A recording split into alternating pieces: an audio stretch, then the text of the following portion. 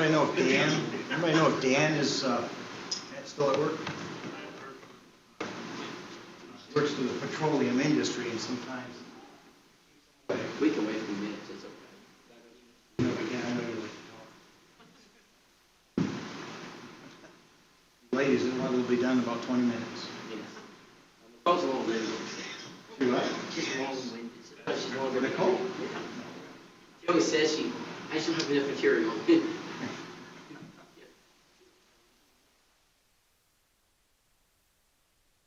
Pages then.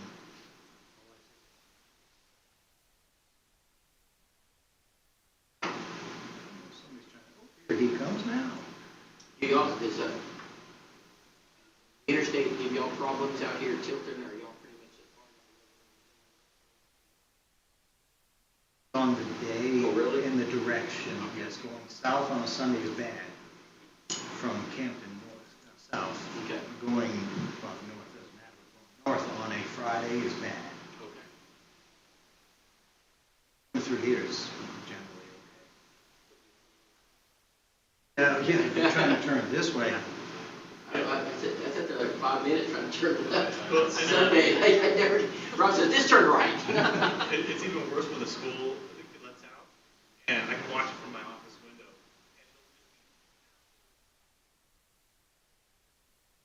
Hard to get out. Oh yeah. I mean, you have to almost be nice to let you out, you know. Yeah. Good Samaritan, you know.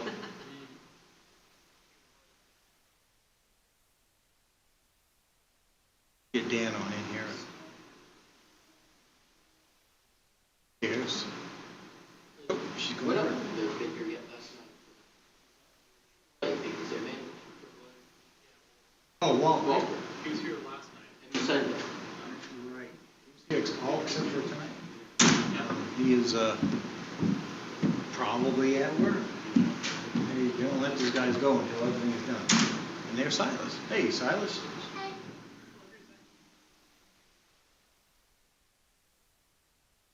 All right.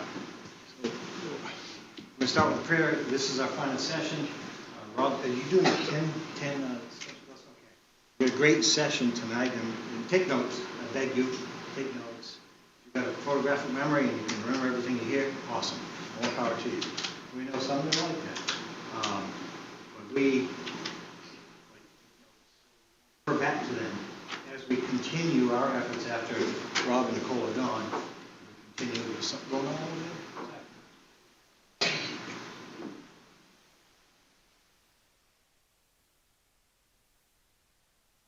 But before we begin, let's have a word of prayer. Our loving Father in heaven, we thank you for the time of these few minutes we can sit together and to consider your word and to consider the charge you have provided for us or given to us. Help us, Father, to concentrate on this mission that we're charged to do. Help us to understand just how to do it as Rob presents it. An idea, a plan of how we can implement this. We pray that you help us to do just that. Bless each one of us, Father, as we listen attentively to Roberts. In Jesus' name we pray. Amen. This is the most exciting part of the entire seminar because we're going to put it all together. We're going to give you a plan right here at Tilton to take everything that we've taught and put it to work. Remember that God, with 12 men, was able to spread the gospel through the whole world. He was able to defeat cities with just a few people in the Old Testament. So this is not about numbers. It's about having faith in the plan that God gives. So I cannot emphasize strongly enough how important it is that we don't get discouraged by the size of our numbers. No matter if you have 8 men, 10 men,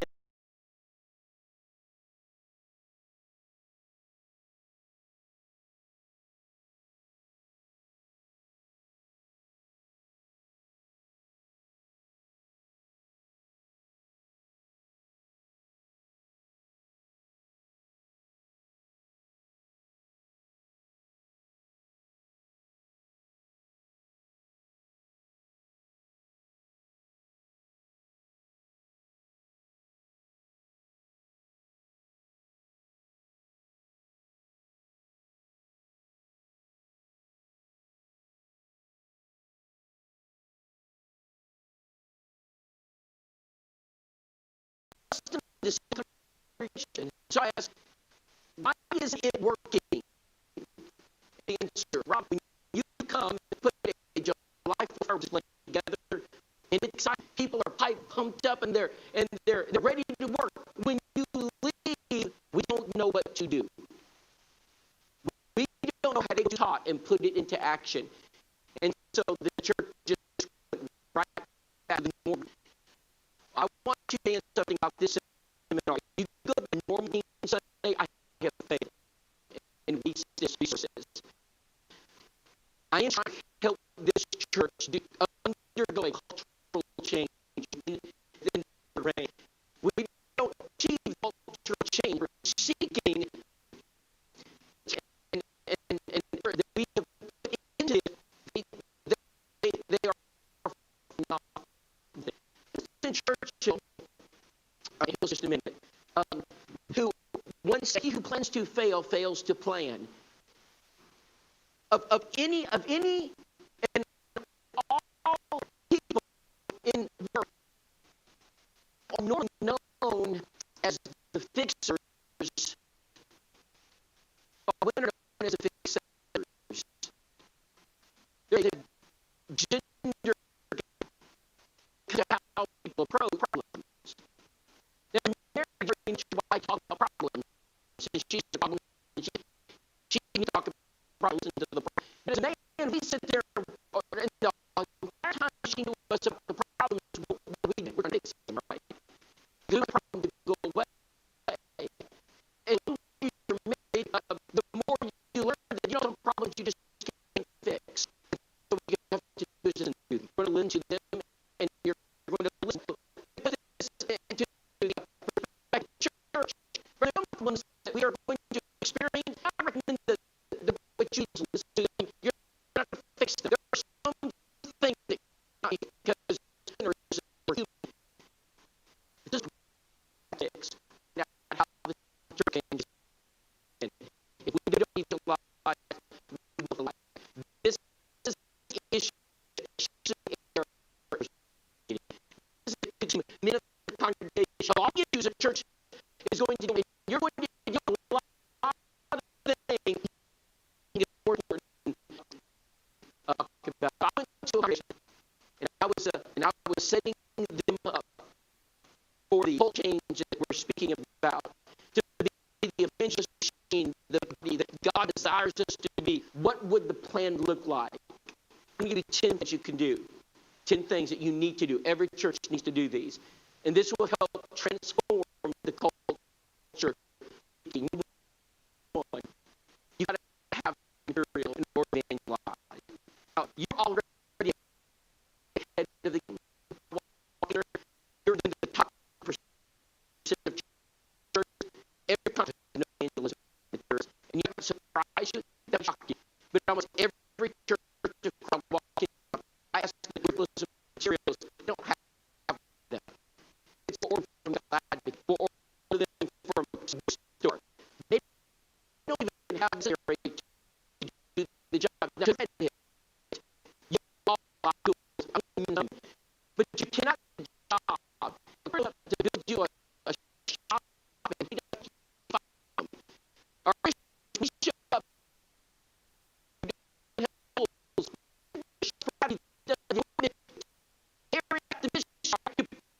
You soldier, or you discipline the soldier.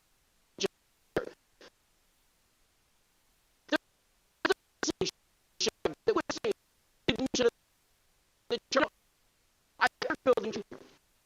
I get the fucking gymnastic sports. I want to know why children don't have evangelism.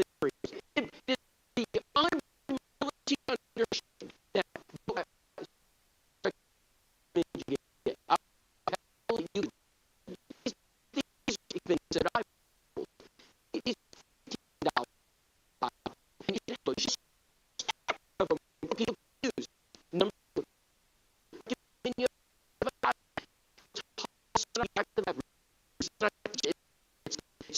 it's scriptural, it's success, it's all the inside Bible study method. That Bible's going to hit population. It also exists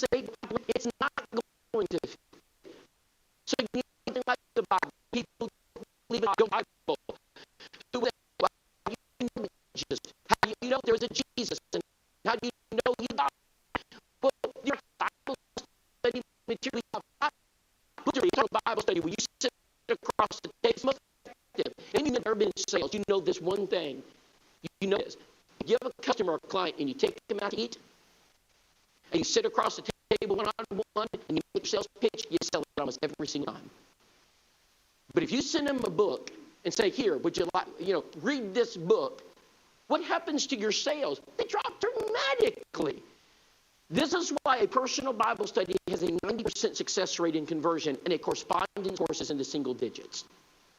Right? It works. It's not only in the business model, it works in the church model. Okay, so we've got to have the tools. And we need to sit across the table and do this study. So here's number 2. Does it matter? Why do you need does it matter? Because in a special circumstance, back to the Bible may not work. You may need a one-study method. So that combines them all together. Now, this workbook is a handbook on how to be a better evangelist. I recommend that every Christian reads up on how to be a better evangelist. I don't want to read up on it. I mean, how many guys hunt? How many guys, you guys are hunters? And if you hunt, do you not read magazines and try to figure out the techniques? You at least research it on YouTube. How do you do the turkey call? How many of you guys fish? Do you do the research and figure out, what's the bobber or what's the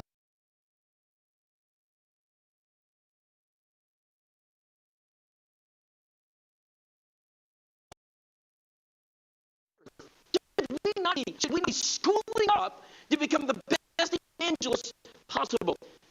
This is the mind of one of the great evangelists who ever lived, Bobby Bates. He's the one who wrote Back to the Bible. You want to know about how to be an evangelist? Read it. You know why he and Wilma converted hundreds and hundreds of people? Wilma's still living. I see her once a year. I'm going to see her next week, Stevensville, Texas. I will be in her home. And she'll tell me stories about all the people, her and Bobby, she's up in years, but she still remembers it. And she'll tell me about all the people her and Bobby converted. That's his mind. That's what we've got left. School up on it. Dave Ramsey, I don't know if he's popular up in the Northeast. He is in the Southeast. He's a financial, counselor. He's written several successful books. There's something he says on his radio program when people call in, and I just has stuck with me through the years. He says, if you want to build wealth, do what people with wealth do. It's kind of simple thing. If you want to build wealth, look at what people with wealth do what they do. It's not hard. So if you want to be a successful evangelist, find out people who are converting people, what they do, and do what they do. Don't follow failure, follow success. Because success breeds success. So you need to have those. So yes, tracks are important. And I know you've got some tracks. I think tracks are important. But I'm going to be honest with you. People are not converted because of tracks. Normally tracks solve an issue maybe that people have. That's not the best way to do it.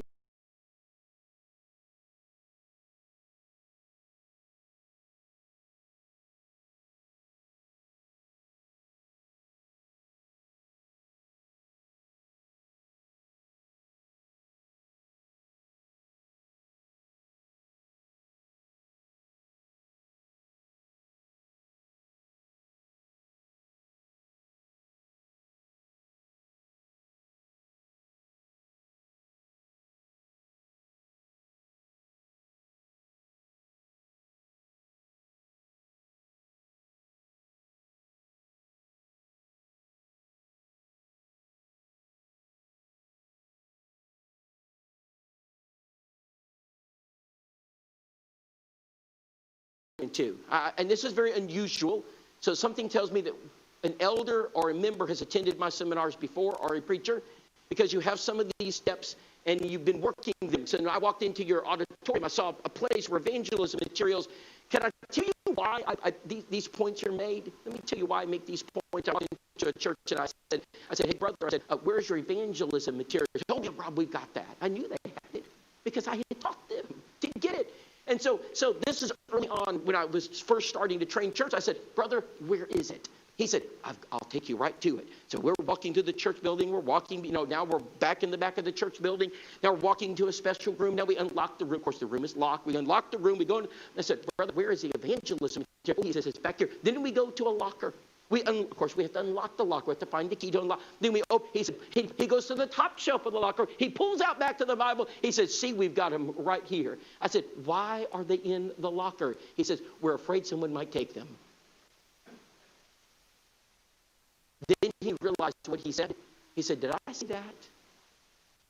Friends, the mentality of church members to lock evangelism materials into a locker, and then we wonder why our members aren't doing evangelism? It ought to be in a highly visible place. We ought to place it where everybody can see it. Had another preacher tell me, these are true stories, I'm telling you. He said this, he said, Rob, he says, I watched your seminar, I knew what you were going to say, and I didn't want us to be embarrassed. He said, so I put it out there in the foyer. He said, I came back a few days later, and it was gone. I said, Rob's coming, I'm not going to let that happen, so he put it out again. And he said, I put it out there on the table. He said, I came back a few days later, it was all gone.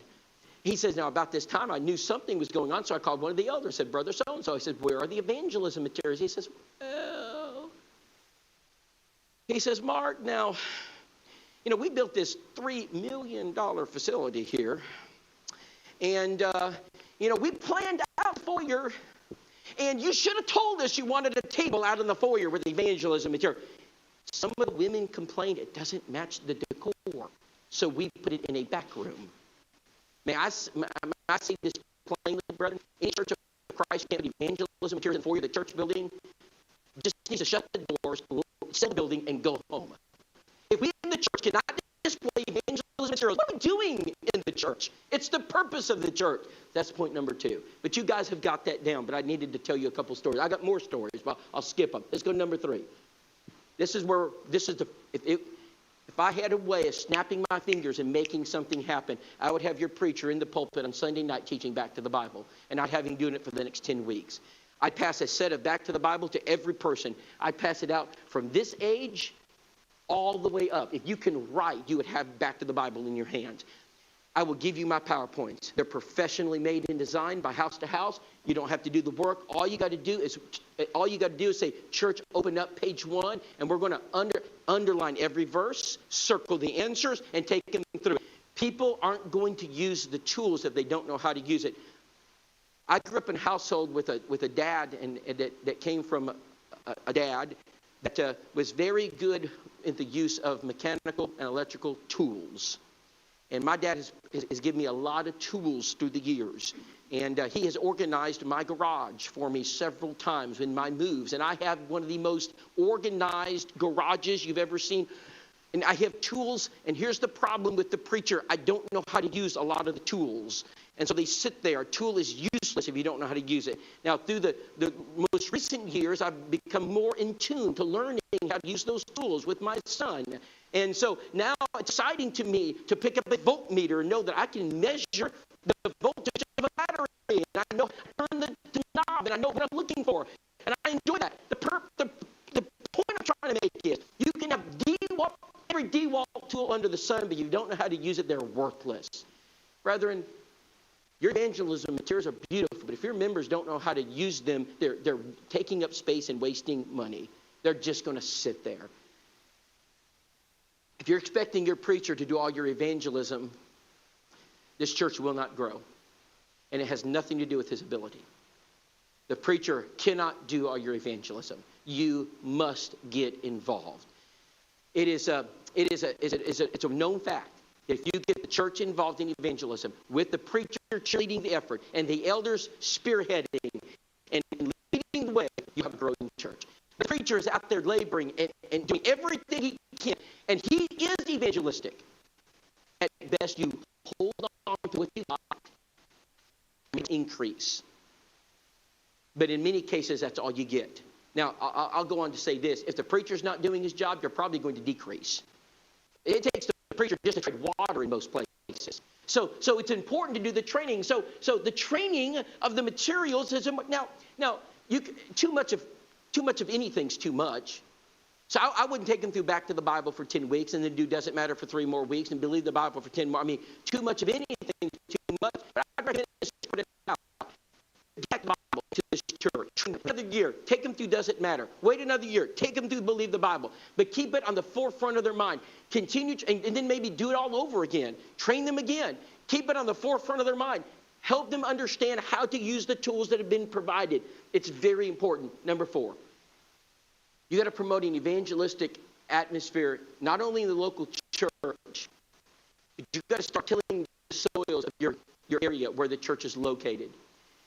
During the seminar, I mentioned Acts 2:47 as a verse that had escaped my sphere of understanding for too long, because I was focused like a laser beam on one word, and the word was added.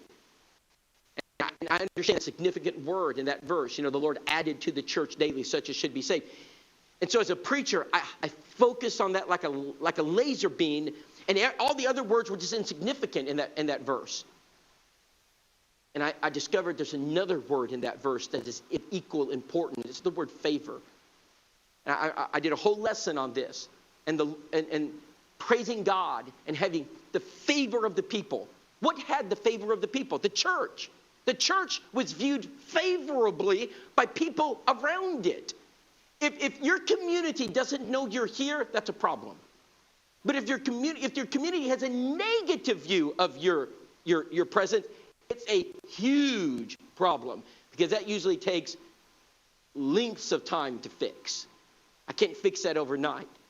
But if they just don't know you're here, which is where most churches are at, we can fix that. We have got to cultivate an evangelistic atmosphere. So how do we promote that? What are some things that we can do to do that?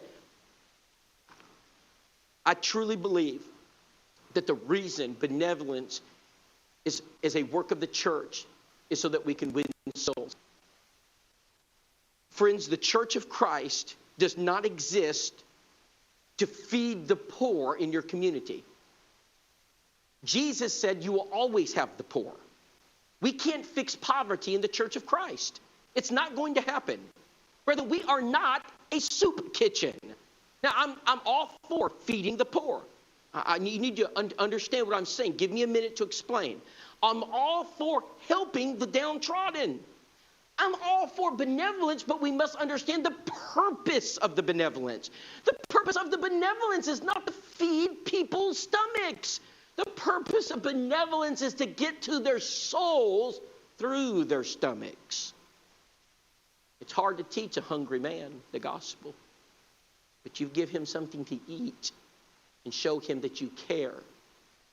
You have just opened up his heart to Jesus Christ. I'm firmly convinced that benevolence is attached to evangelism, because it is one of the greatest tools we have for the salvation of souls. When Jesus was walking on earth and he fed the 4,000, he preached. When he fed the 5,000, he preached. It's hard to find a case of benevolence in Scripture where it's not attached to the gospel. So it's important for us to understand here that we're not the local soup kitchen. We're not the Lions Club. We're not the Rotary Club. We're not the local Habitat for Humanity. All those are wonderful things. Brethren, we are the Church of Christ. Our job is to seek and save the lost, and benevolence is a tool to get us there. Her name's Kim. And I'm going to give you a lot of examples. And these are all examples that have happened in the last year. And I want you to understand, I spend half of my time or more on the road, so I'm not home often. When I'm home, I'm practicing every principle I've taught you. I'm not here to tell you to practice what I teach, that do what I say and I won't do as I do. I want you to understand, this isn't a theory to me. I live this. My family lives this. I know this works. Wherever I've been, where I've been the full-time preacher, or in this new role that I have where I'm no longer preaching full-time at a congregation. I literally live on the road. I know these principles work. They work in California, they work in Maine, they work in Texas. It doesn't matter where you live. No language barrier.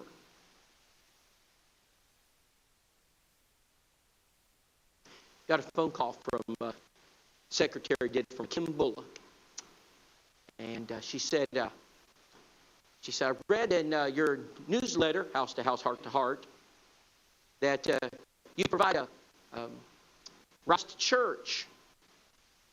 And she says, I've just moved here and I don't have a car. And I don't have a church anywhere.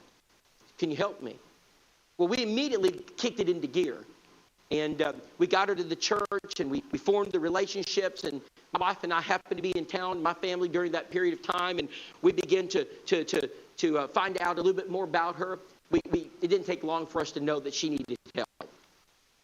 And Kim would make comments, and she was low on food, and she was having a difficult time even paying the rent. And I want you to understand that benevolence takes time.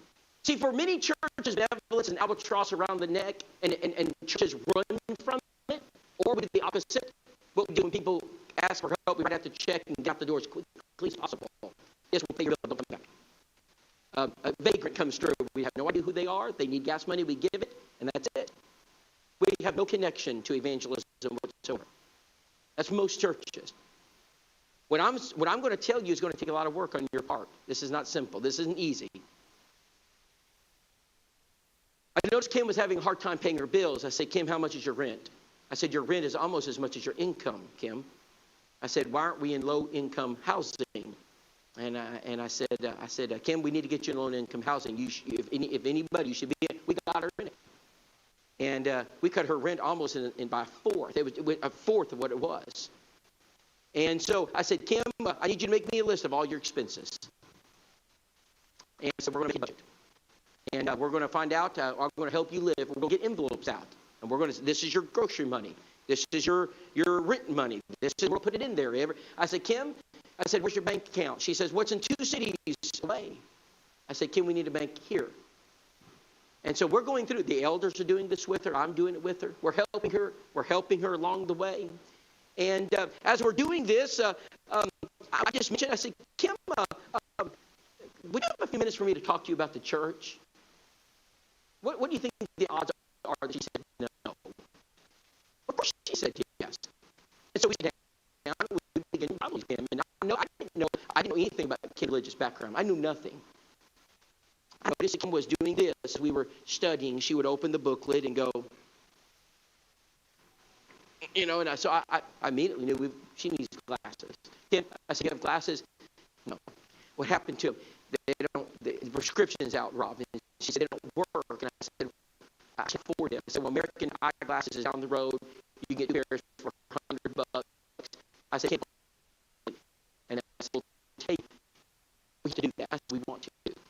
We go to Nicole spends half a day with her eyeglasses, bring them back. By the way, I have the elders understand our benevolence work in Jacksonville. We don't have to have a men's meeting or an elders meeting to buy eyeglasses for somebody. And they spend this much money in benevolence. And if it's going to be used for us, that's our condition. The elders out here's the credit card. They said if you're going to use it for Bible study, you don't even ask us up to them.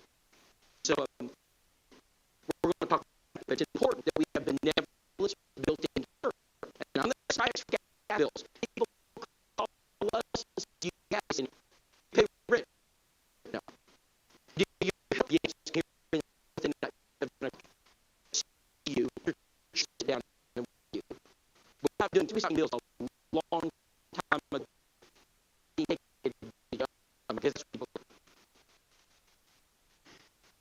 those like Kim, she goes to study.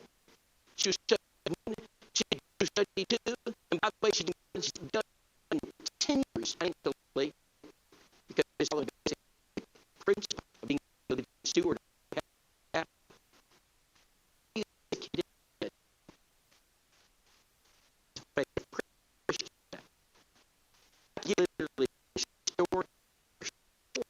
That kid's never going to get a person to bind again.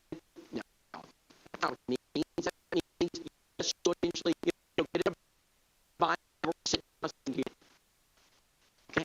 It never really takes work. You do some things, and I can talk about churches. I don't know who they pay.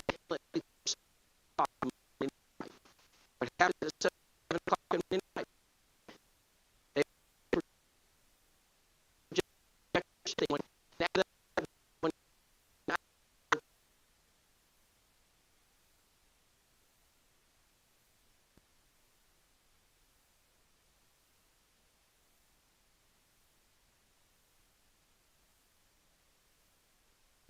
people. Now here, before you ditch this idea, because I know a lot, well, that wouldn't work. Before you ditch that, let me ask you a question.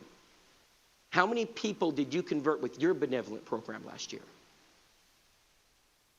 A lot of churches have benevolent programs, but we're getting no bang for our buck. We're getting no conversions from it. Here's what I'm suggesting you do. And I don't know how this will look in Tilton. That's why you have elders and you can put, all these minds can come together. All right, and we can think about this and pray about it. But here's the point I'm trying to make. Benevolence and evangelism should be connected. And we got to figure out how to do it. How do we connect them? How do we make this work? Whether you do it through the local congregation, let me give you another church, Stephen Rogers, Washington Avenue Church of Christ. What do? He gets up to he's an elder and a preacher. He gets up there and he says, brethren, he says, we're closing down our benevolent program. And the members are like, well, why are we doing that? And he explains, we're getting taken advantage of. We see no bang for our buck. He says, and we're putting you in charge of it. We're starting a new benevolence work, and you're in charge of it. Every member's in charge of it. And Stephen explained, he says, every member has a voucher for $100.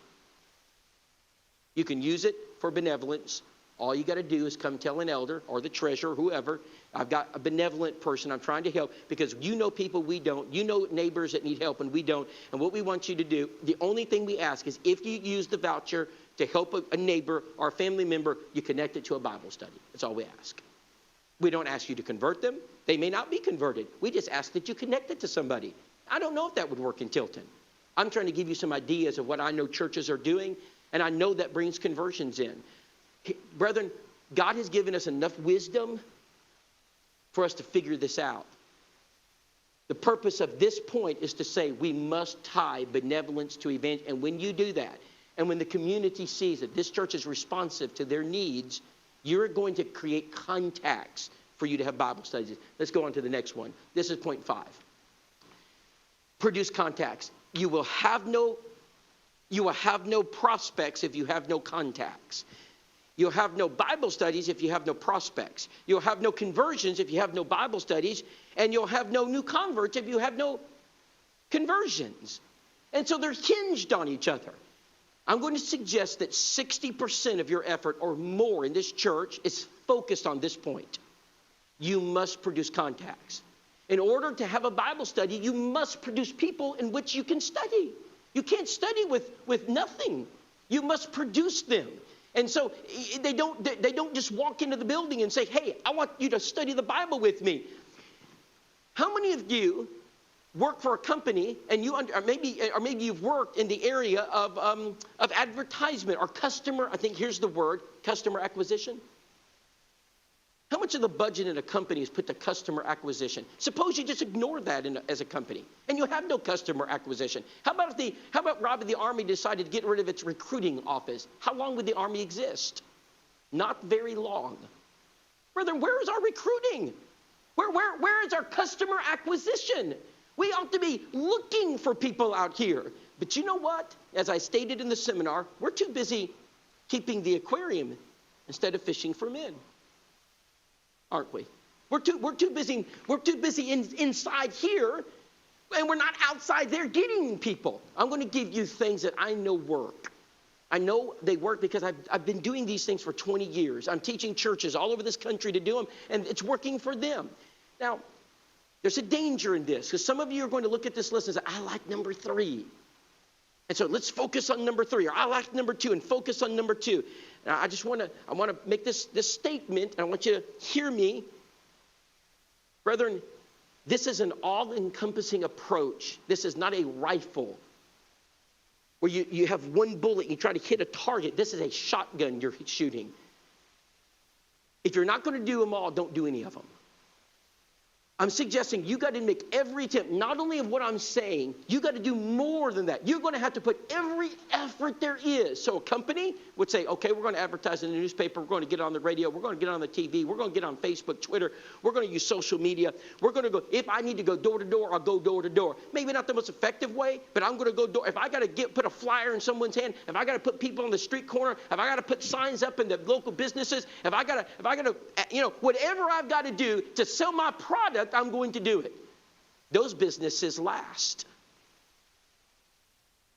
We have to use every tool at our disposal to get to people. And I'm going to give you tools that work. Here they are. Number 1, I don't know a more successful way and a better way to reach the lost than using the publication House to House, Heart to Heart. And here's what I'm finding. Just about every church of Christ I visit that's using it has no idea how to use it. It is a static program. In other words, it is nothing more than a mailer that goes out. And then they wonder why we're not getting bang for our buck. Where are the conversions? Where are the contacts? So what I'm finding out is that people don't know how to use it. And what I want to do is spend the next few minutes teaching you how to use it. And I'm going to give you a disclaimer. Okay? I come from the house-to-house, heart-to-heart school of evangelism. Brethren, I've only been there 2 years. And when they reached out to me and said, Rob, would you start a school and teach people how to evangelize them? This is a statement they had to agree to before I came. I will not come if you want me to sell a magazine. I am not coming to churches to sell your magazine. I will only promote it if it works. The minute I think it doesn't work, I'm done. So I want you to understand that I'm not here just to do it because I'm trying. I want to show you why I know this works. Brethren, I've been preaching for full time for almost 4 years. Every Church of Christ I preached for, we converted people because of it. And including Jacksonville, where I'm not even the preacher. Here we go. Number one, why do you use it? So you have house to house, heart to heart. This is what it looks like. And I'll tell you what, you can pass it around. I know all of you have seen it. All of you have seen it. On the front of it, all right, you've got the advertisement or promotion of the church building. If people do not know you are here, they're not going to stop by. If they don't know what time your worship services are, they're not going to stop by. You must let the community know you're here. There's not a better way to do that than put it in their mailbox and do it regularly. Here's one of the problems. I have churches that tell me, now, Rob, we do that 2 or 3 times a year, just not having an effect. Well, we know why it's not having an effect. If you just receive something 2 or 3 times a year in your mailbox, you're probably not even going to remember what it is. How many of you remember the last time you got a Harbor Freight catalog? Right? Why? Because they send it. They keep sending it. The more you use house to house, the more effective it is. Here's what we've determined from the feedback we get from churches. A minimum of six a year is a minimum. That's every other month. If you want to maximize it, you use it every single month. You put it in their home every single month. I would rather you cover a smaller area and maximize than cover a bigger area and do it more infrequently. That's my understanding of it. I'd rather you take a smaller area that you can afford and really target that. I had an eldership, and this is a large church, huge budget. And they came to me, Rob, we tried that last year, and we tried it the year before, and we're just not getting contacts. I said, well, could I ask you some questions of how you're using it? How are you using it? Well, month 1, we hit this route. Month 2, this route. Month 3, this route. It doesn't work that way. You must hit the same area for at least 2 years. That's when you start getting maximum results, and it takes 2 years. So you're going to advertise. I've got a story I'm going to tell you. This just happened to us. It's the beginning of the year. I'm sitting in the pew, and I notice back corner. And I have a hard time distinguishing members and visitors because we're not there often. But I see somebody I don't recognize. Alan Webster is the preacher. Alan, is that a member? No. I'm back there. I make a beeline right to the back. And I said, my name's Rob. What's your name? She says, my name's Ellen. I said, Ellen, are you visiting this morning? She said, sure am. I said, glad to have you. And I said, have you been visiting long? I said, I travel a lot. I'm not able to be here. And she said, well, I've been visiting for a couple of weeks. She says, I said, you enjoy the service here? Yeah, I really do. She says, y'all really stay close to the Bible. I said, well, we really try to do that. And I said, well, Ellen, how would you... We're just talking. She interrupted me. She said, do y'all meet on Sunday night? I said, well, we sure do. 6 o'clock. Would you like to come back? She said, I think I'm going to come back. And I said, well, Helen, are you married? She said, I am. My husband wasn't feeling well this morning. He has Parkinson's. His name's Perry. I said, well, great. I said, she said, I'll bring him. So that night, my wife and I look over, and there they are sitting back there. I grab my wife, Nicole. We walk over there, and we meet Perry. They're the kindest souls. I said, Perry and Ellen, we have a custom here. I said, we always take visitors out to eat. I said, may we take you out to eat tonight? She said, we've got plans, but we'll take a rain check. I said, how about next Sunday morning? She said, we'd love to. Next Sunday morning, we go through the service. I made reservations at one of the local Italian restaurants. We get into the restaurant, and we're just visiting. I learn about her and where she's come from, and I'm listening, hearkening very carefully, making notes. And all of a sudden, Perry likes football. I'll like football. I'll like anything. If it gets me a Bible, I'll like golf. I'll like tennis. Whatever it is you like, I like. And so I will. So he likes football. I said, man, tell me, what team do you like? I said, Perry, the national championship game in football is tomorrow night. I've got an idea. I said, when we bought our house, I said, they had a movie room in our house. It's a gigantic screen, speakers everywhere. I would have never done this, but King liked it. And I said, Perry, you have never seen a football game until you've watched it on a movie screen. You've got to come watch the national championship game tomorrow night. In our house, I said, my wife will cook you all these hors d'oeuvres. She kicks me under the table. And I said, she is the greatest cook. And I said, this is going to be, you would really have us? I said, absolutely. Well, Ellen, let's go. And so Monday night, they're in our home. We're eating hors d'oeuvres, and we're watching that football game. I was praying to get out of hand so I could get involved in the important stuff. Finally, the score broke out of hand the third quarter. It was Clemson and LSU. All right. And so it breaks out. And I said, hey, guys, I said, game's kind of getting boring. They said, yeah. I said, well, let's just talk. I said, can I ask you guys a question? Sure, Rob. I said, why'd you come to the Jacksonville Church of Christ? 20 years ago, we moved here, Rob, and every month we get a little publication called House to House, Heart to Heart. We are a little bit discouraged with our denomination. They're changing their views on marriage, and we're looking for a church that follows the Bible. And I said, would you guys like to know more about the Jacksonville Church? We sure would. Took me 3 weeks. Lesson 1, week 1, lesson 2, week 2, lesson 3, week 3. And they were baptized. They were Baptists. Now they're Christians. I can give you story after story of things like that happening. I'm not going to have an Ellen and Perry walk into the church building every month or even every year. I'm giving you an all-encompassing approach, but you will have them occasionally. Now, if we just sent it once or twice a year, probably never would have seen them. That's why I'm saying that you have to make it potent. On the backside of House to House, Heart to Heart, you can promote events. Y'all have a marriage seminar coming up, right, Rob? And if you're, I would have that highlighted in the back page. Glenn Colley, Cindy Colley, whoever's coming to talk about marriage. Someone in the community might be going through some marriage issues, and they get that and say, I'm going to come there. It's free. I'm going to come to that marriage. Whatever it is you're promoting, your lectureship, whatever it is, it should go on that back page. That back page. And that article right there, your preacher can write an article, and there may be some issues that Tilton or Franklin is facing, or New Hampshire is facing, that you can highlight in that. So that's important. Let me talk about something else real quick. The special offers.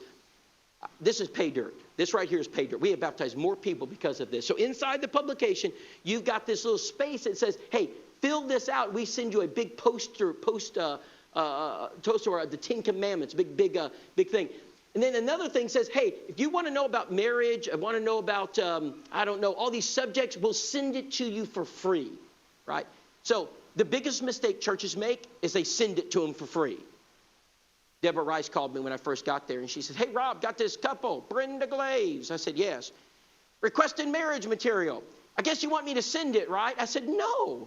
But Rob, we always send it. I said, and how many baptisms have we had out of that? None. I said, no, put it in my box.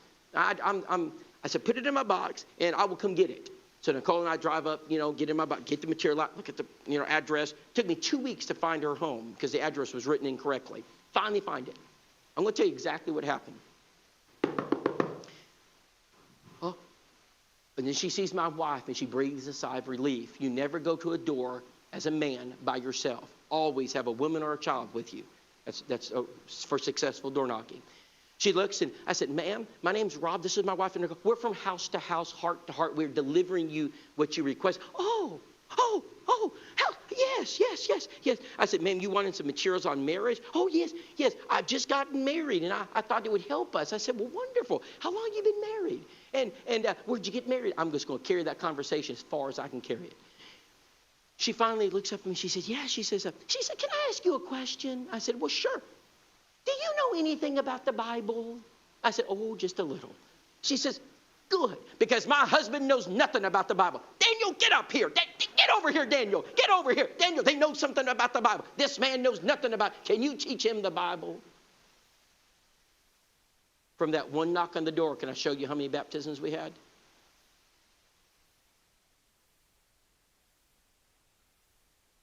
I've been doing this for 20 years. Don't send it. Don't mail it. Go to their door. You're at their door and you're talking one-on-one to somebody, the results go up dramatically. House to House is doing something new that you probably don't know about. It's called targeting. And what we're going to allow you to do is, because you guys live in different places, you said you live 45 minutes away. And brother, I don't know, y'all don't all live in Tilton. So this is a great tool for you guys. You know people that David doesn't know. You have friends and family, and you all know people that David does not know and that Rob doesn't know. When you target house to house, when you send out house to house, you're just going to pick some route around this building somewhere, I'm sure. You're going to pick some route, okay? But you can't get all these areas. You just can't afford it, right? But what you can do is target. We can pass a clipboard and you can write down every friend, every coworker, every family member you have on that list. And you can do the same thing. Send it to us and we'll mail them all house to house. Now watch this. Let them get it for 6 months. Let them get it every issue for 6 months. Then go up to them and say, hey Dave, I subscribed to a magazine for you. And I thought you might enjoy reading it. Have you been getting house to house, heart to heart? You're just looking for one. One person says, you know what, I read an article last week. What'd you read it on? It was on whatever, And, have you never noticed that house to house, heart to heart strives to write articles that are they're designed to be evangelistic in nature. They're not designed to be conflictatory. They're not designed that way. It's designed to try to broaden your base, not to shrink it, okay? All right, that's the whole purpose of house to house. We're trying to encompass people and bring people so you can teach them. That's called targeting. Most churches don't know you can do that, but you can. So I would send that around and get anybody you know should be on that list. You should put people on. They don't even have to live here in New Hampshire. They can live anywhere, because you can do a Bible study using Zoom. As I said yesterday, using Back to the Bible. It's called targeting. It's an excellent tool. Door knocking. How many of you heard of our door knocking day now we're doing? We started this last year. We didn't think it would work, but let me back up. If you owned a business and a local business here at Tilton, and you wanted to let the people in the area know about your business, you might want to spend some time and go door to door and pass a flyer out to everybody. But you're not going to spend all your time and effort doing that, because the effort it takes to do that and your return on investment suggests that doing it another way is going to be more effective. But you do know you're going to reach people that will not be reached in any other way. You're going to get to some people. So here's where door knocking is. Door knocking reaches the unchurched, the people who will not watch GBN. They're not going to read house to house. They don't know you. They're not going to read a tract, and they're not coming to church. You don't even know they're in your community. The only way you're going to reach them is knock on their door. Suggestion, once a year you should door knock. I've been doing this again for 20-some years, and I can tell you baptism after baptism we have had because of this. We find people that we didn't even know were. We find actual members of the church that fell away 20 years ago that have moved in. Oh, I used to go to the Church of Christ. I have found people like that, and we've restored them. It's very likely here at Tilton and Franklin, you have former members of the church living here that you don't even know about. And you knock on their door and identify yourself, and they say, oh, I was a member of the Church of Christ. You just hit pay dirt right there. You just found someone that you, and so this is door knock. So what we do at House to House is we suggest a date where every Church of Christ door knocks. It's October 3rd this year. I don't know how that's going to work with COVID. But last year, we threw this together at the last minute. The results were incredible. We had 700 Churches of Christ participate. We knocked over 20,000 doors. We had hundreds of Bible studies, and we had conversions. It went over so well, we're going to do it every year. So I would encourage you guys, on that date, set it, and here's how you door knock successfully. Come up to the door, and this makes it easy. You go to where you send house to house. Go to where you're sending it, all right? Call Matt Wall and say, Matt, don't mail it. Send that issue to us. We will hand deliver it. Don't bite off more than you can chew. So take a route that has, a limited number. Now go door to door and you say this, say, hey, name's Rob. We subscribe to this publication, House to House, and just want to know what you thought about it. I can tell you story after story of people we baptized doing that. Are you going to baptize the whole city? No. But you're probably going to find a person if you do that. You're probably going to find one. Maybe two. All right, what about the New Movers program? The New Movers program is something new that we're doing in the last couple of years. Here's what we do. When someone moves into Tilton or moves into your area route, we have the ability to know who they are and where they live. And when you have $1 million contracts with the post office, you can get that information. All right?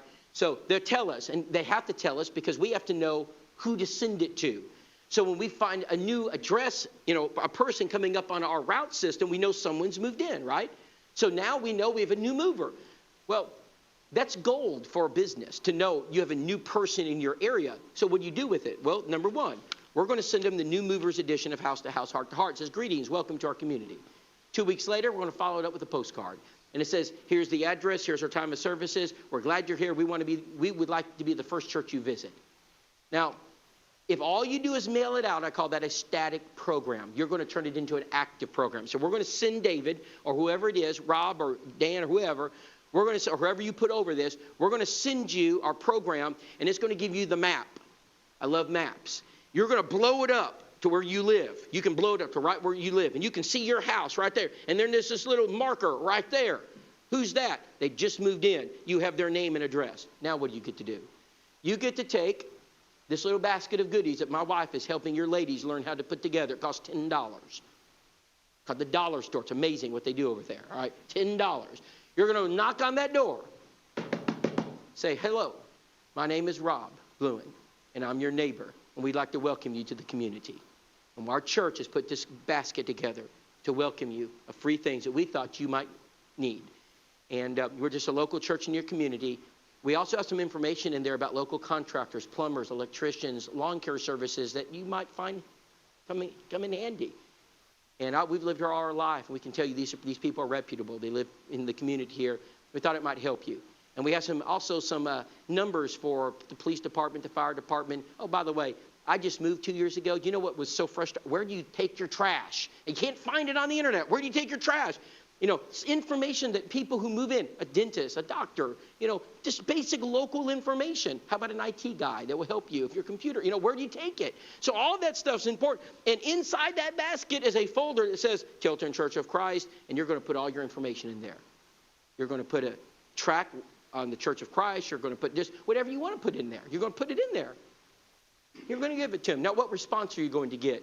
Thanks. Have a good day. You're going to have some people try to get rid of you as fast as they can.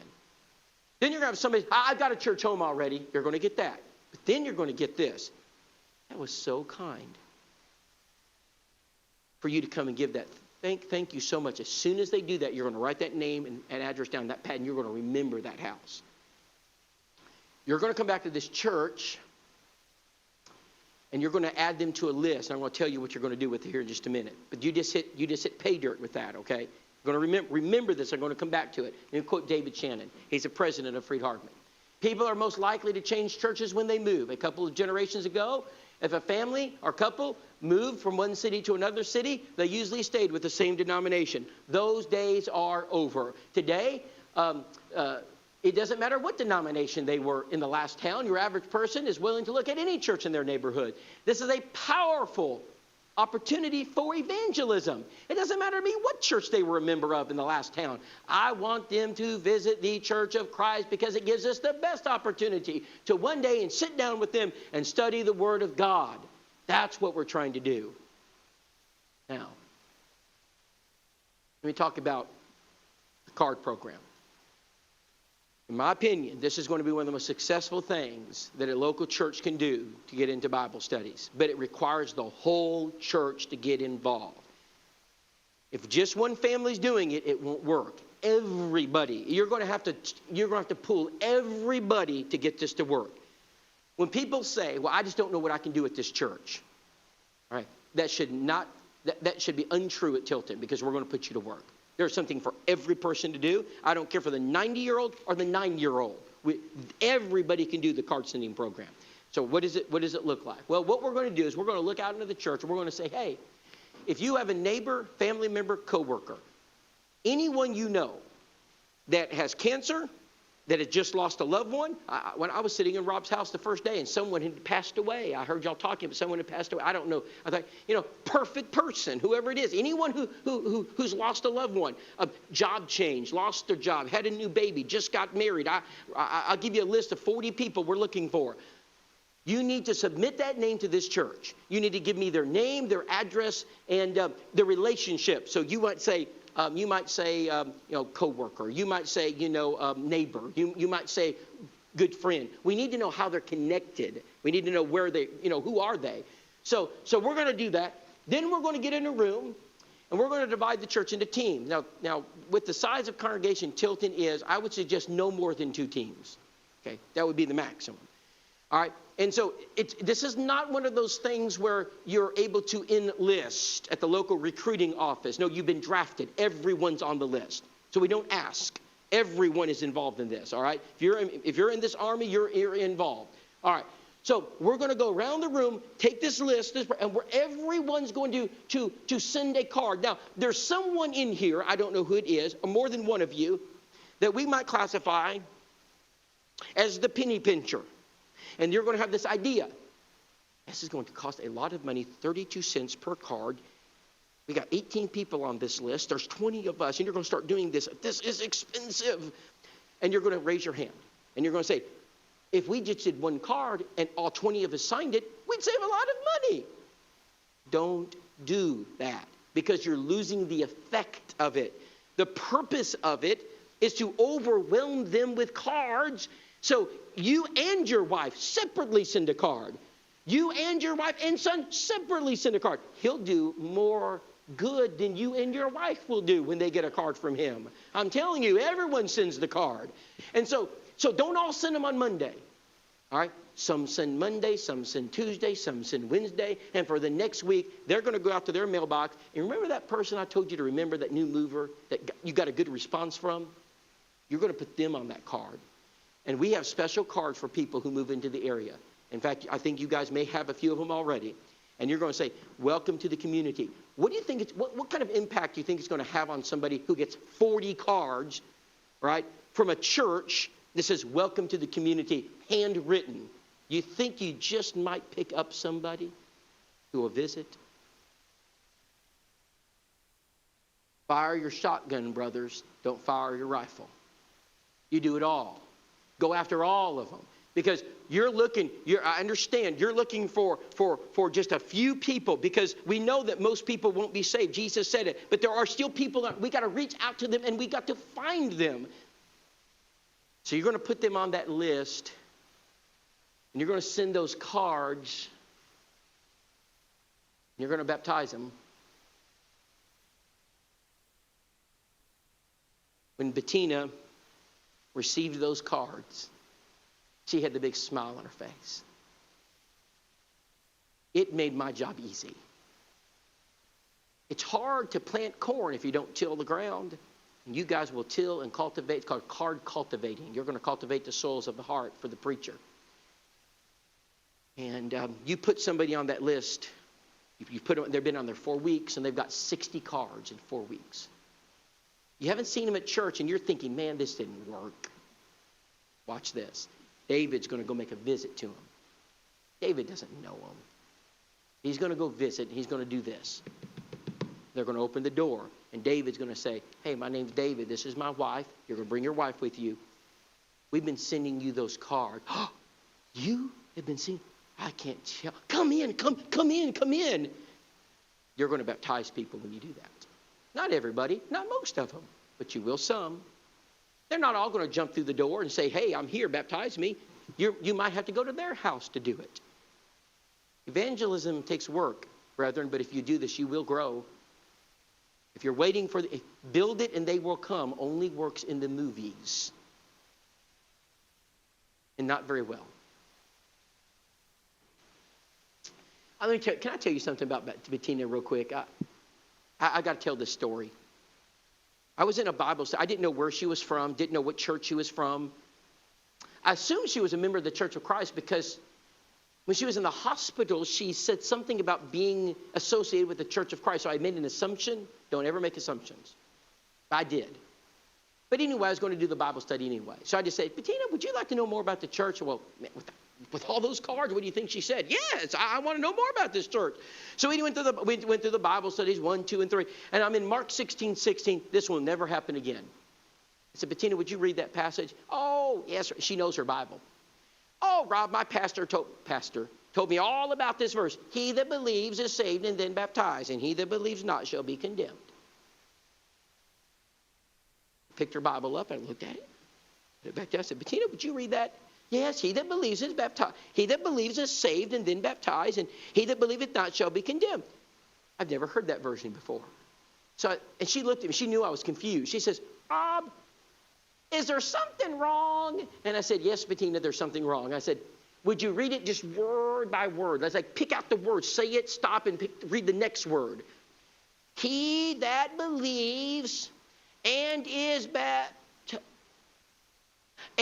baptized shall be. That's not what my pastor taught me, Rob. 30 minutes later, she's at the building being baptized. I can sit here and give you story after story of things like that happen. Not the Mark 16:16 thing happening, but these things are real. Visitor bags. A small church has no excuse for allowing a visitor to slip through their fingers. But in order to make sure it doesn't happen, you ought to have 2 people in this church designated to greet visitors. All right, their job is to look for people who are not members of this church. And you should have these visitor bags under their seat waiting. And when a visitor walks in, you need to go up and greet them. Say, hey, my name's Rob, and your name is? And you'd say your name. And are you visiting from this community? If you say, no, I was passing through on vacation to Maine, then we're just going to make good conversation. And so I can't do a lot, for a person passing through. But if you said, yeah, I'm from Franklin, and I just thought I'd visit this morning. If that happens, you go back to your seat and you grab one of these bags. My wife is telling the ladies how to put these together. You men don't really care. So I'm not going to tell you what's inside. So you're going to go up to them and give them the bag. And as they take that, they say, we have a gift for you. And by the way, could I get your name and address? When they take the gift, they will give you their name and address. If you tell them this, now in the back side of the pew, there's a card. Would you fill it out and put it in the offering? It's not going to happen. All right? If you do it like that, you'll get their information every single time. All right, so it's important that we don't let visitors slip through our fingers. What's the most important information you want when a customer comes into your store? You want their information so they can come back. Don't ever let a visitor slip out of this church building without knowing their information. It's inexcusable. All right. Let me give you the meals. I've mentioned the meals already. That's important. We should always be inviting church members, or church members should always be inviting visitors to go out to eat. It's a very important thing to do. When a visitor comes, we have a policy at Jacksonville. We will always take them out to eat, and at least the invitation, right? At least the invitation. Now they may say, "Oh, we've got plans," or but I'm at least going to give them the invitation. What I really want to do is have them in my home, because I know once they're in my home, I'm this close to a Bible study. It's eventually going to happen. I've explained how that works Sunday, Monday. So the restaurant meals are important. Gospel Broadcasting Network. This is a shot in the dark, but let me mention it. Call GBN and ask them this question. Has anybody in the Tilton, Franklin area ever requested or called in for information? And they'll send you a list of anybody who has. Okay? And if you get those names, you should follow up on those. I was down in Austin. You said you were from the Austin area. I was down in Austin at Southwest. And I told the preacher that. And it's Cody, I'm trying to remember his last name. He called me yesterday. In fact, I mentioned to Cody. He said, never thought about that. So he called GBN. 2 people had called into the program. He baptized 2 of them in a month, both of them. Because they had called in. They're interested. But Cody didn't know Cody Westbrook. He didn't know anything about it. So call GBN and just ask a shot in the dark. Let me give you another one real quick. Community outreach. I understand you guys did like a community meal for the police officers or something like this and didn't have a good response, did have the mayor come. Let me suggest, just broaden your appeal. Make it a community for everybody. And you guys can invite family, friends, neighbors, co-workers, anybody to come. All right? So if you can't get the police officers to come, make it for everybody. We baptize in a whole family doing that. I'm not saying that you should put all your eggs in this basket. Maybe just do it once a year. Guys, get your grills out, grill hamburgers, hot dogs, and say, hey, everybody come over it's a meet and greet. We want to meet you, free food. And we do, at Jacksonville, we do the shrimp boil and alligator sausage, and we fill the building. Because it's shrimp boiled and alligator sausage. Now, I don't know what you do in Tilton to fill. I don't know if you do lobsters and shrimp. I don't know what you have to do to get people here. I don't know what would get, where I live in Alabama, alligator sausage and shrimp boil works. It may not work here. I don't know. But in any case, you got to figure out a way to for your friends to say, hey, man, I don't want to miss that. I'll come at least to get the food. And let me give you a 1-minute lesson on how to make it into a Bible study. Because we're just not trying to feed people's stomachs. So if you were visiting, okay, the typical Christian or preacher, this is our response. Name's Rob. What's your name? Nice to have you here, Alan. Name's Rob. What's your name? And you tell, and that's how we do it, right? And we'll go around and I welcome them all. That is worthless. I'm telling you, Brendan, that is worthless. Here's what you do. Name's Rob. What's your name? Alan. Alan, can I eat with you? Sure thing. For the next 45 minutes, I will build a relationship with this guy right here. I will learn where he goes to church. I will learn everything there is about him. I will have his phone number before he leaves. And an hour after he leaves, I'm going to send a text. If you want a community meal to work, that's how you do it. If you're just going to feed the masses, I don't even know if it's scriptural or not. We are not the soup kitchen. All right? If you don't connect it to evangelism, don't do it. So you got to train your members what to do when you have the meal. The ladies will do the meal, right? The meal's the easy part, by the way. It's easy to do the meal. The hard part is what do you do when they actually get here, right? What do you do when they get here? All right. So let me show you the exciting part of this. This is where I'm trying to get to through this whole thing. All right. So let's say you've got 1 or 2 people visiting, and you baptize 1 or 2 of those a year. Let's say you do your card program right here, and you reach out and you study with 2 or 3 people a year, and you baptize them. Let's say visitors through getting house to house, maybe 1 a year comes. I'm not making unrealistic expectations, am I? I didn't say 10 or 15.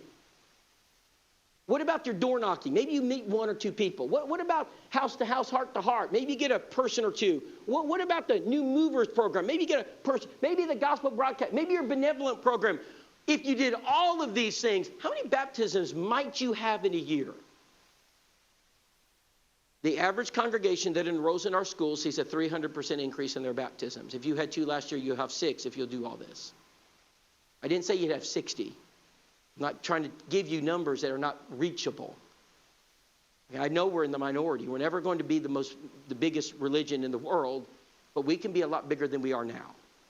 We can grow, and that's realistic.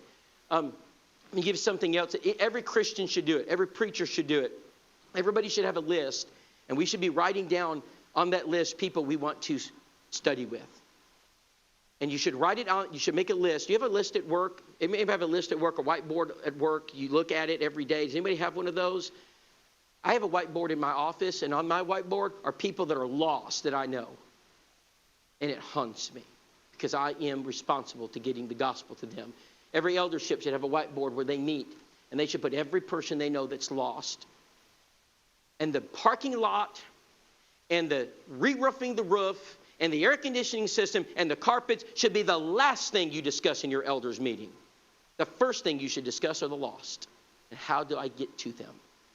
David should have a whiteboard with the lost written on it. You populate your list. Hot, cold, warm. How do I get to them? All right. Get everybody involved in the church. You must get your ladies involved. Gentlemen, you cannot carry the load by yourselves. Elders can't do it by themselves. You can't put this on the preacher. It's not even scriptural. And by the way, you'll burn him out and he'll quit. I know, because I've spent 20-some years doing it. You'll burn your preacher out and he'll go somewhere else. Don't make him do all this by himself. Work together. Help each other. And you'll grow. 1 Corinthians 12:14, the body is not one member. It's not one elder, it's not one preacher, it's not one deacon. Prioritize. Make evangelism the most important work of the church. I'm going to do this as quickly as I can. Most churches' calendar is already full before they get there. For most churches, this is what their calendar looks like. January, Pew Packers has got to start. We have some kind of Pew Packer program. We're going to start it in January. We always start it, then it fizzles out. But we're going to start it in January. In February, we've got the sweetheart dinner or the marriage dinner or the Valentine's get-together, something in February. March, we have the gospel meeting. Got to get ready for the gospel meeting in March. In April, we're going to have got to have the Easter egg hunt. We don't call it that in the church. We call it holiday party? Egg? What do we call it? In the church, we don't use Easter. So we call it something. We're going to have some hunt. All right. In May, graduation banquet. You know, we graduate everybody. First graders graduate. Second graders graduate. Everybody graduates now. And we're going to have and if you graduate from high school, you get a Bible. And then we're going to show the PowerPoint, of course. And we're going to see little Johnny when they're 5, 6, 7, 8, 9. Big thing. Miss the graduation banquet and you might lose a family. Don't miss it. In June, VBS. In July, Bible camp. In August, back to school time. Got to do the back to school backpacks. In September, we're going to have gospel meeting. In October, we got a trick or trunk. You know, it's a trick or trunk candy in trunks. You line them up, everybody comes through, right? Then in November, we have the Thanksgiving meal. We have a benevolent clothing drive. December, holiday party. Don't forget the holiday party in December. That is what most churches do every year. And we wonder why we're dying. We have no strategy at all for evangelism. We don't prioritize. We will prioritize the graduation banquet. We'll spend an hour in a meeting getting it ready.